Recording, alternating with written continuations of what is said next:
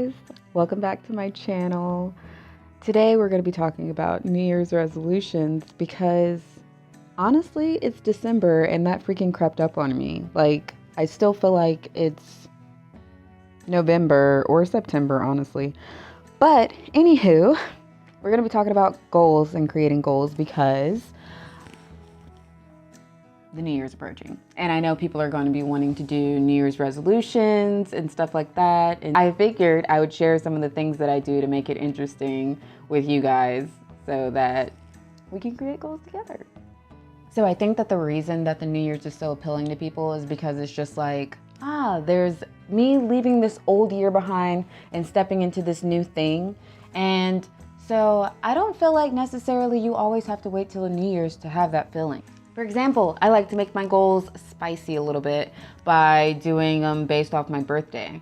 So I might have like 25 things to do by 25 or 26 things to do by 26.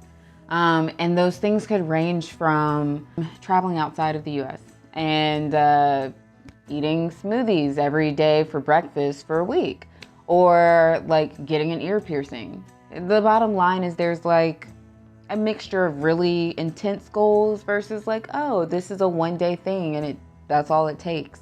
And you're ultimately going to decide on that. But I think that the biggest thing when you're creating goals that's the most important is to make sure that you give yourself grace, because you're human. And at the end of the day, we don't know what the future holds. So there's going to be some things that you didn't plan at all that are going to end up on the list or that are going to happen, and maybe even stop things that were on the list or make them out of your reach for a little bit.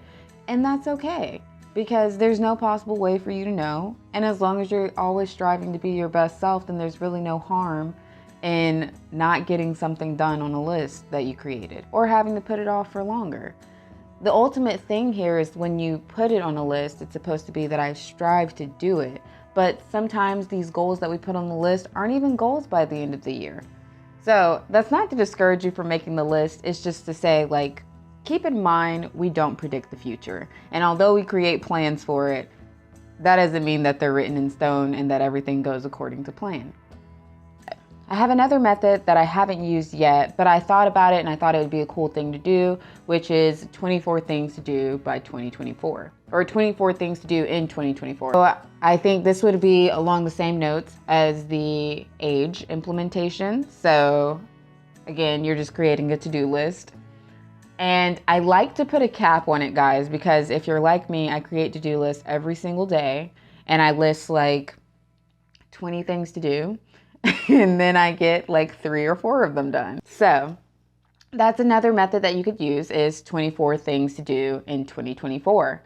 And make sure that your list, again, has range between small goals, medium goals, and large goals. And also, when creating these goals, make sure that you have some kind of way to measure them. And what I mean by that is you can put, oh, I want to get abs or something.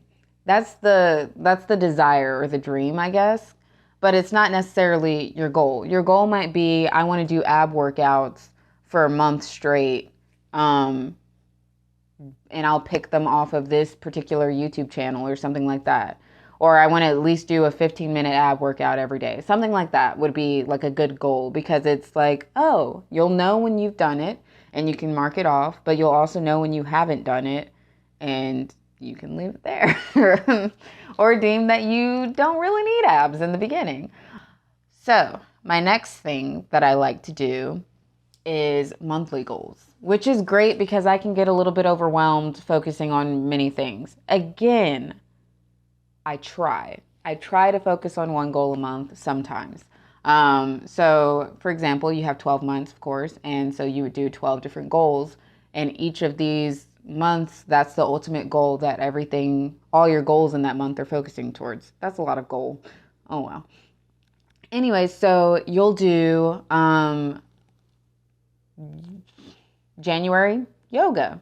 February, meditation. March, walking more. You'll give a month a general goal, and from there you will figure out tiny little goals that will help you overall focus on that thing. Things are going to have adjustments and tweaks. Just keep that in mind as you are doing your planning and your goals and stuff for next year or your birthday year or however you're wanting to do this. I would say the reason I don't like necessarily waiting till the new year is because I feel like you feel motivated at different times.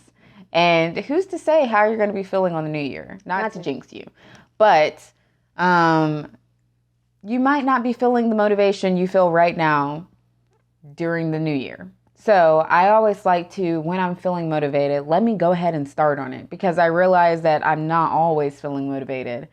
So therefore, like, if you're planning goals right now and you're like really excited about one, then go ahead and get started on it. Make sure that after creating all these goals, no matter when you decide to implement them, that you also take a moment and ground yourself where you're at. So just take a moment to think about all the things that you accomplished since last year around this time. What did you do throughout your year? Kind of like saying goodbye to 2023. Appreciate how far you've come when you're thinking about how far you're wanting to go.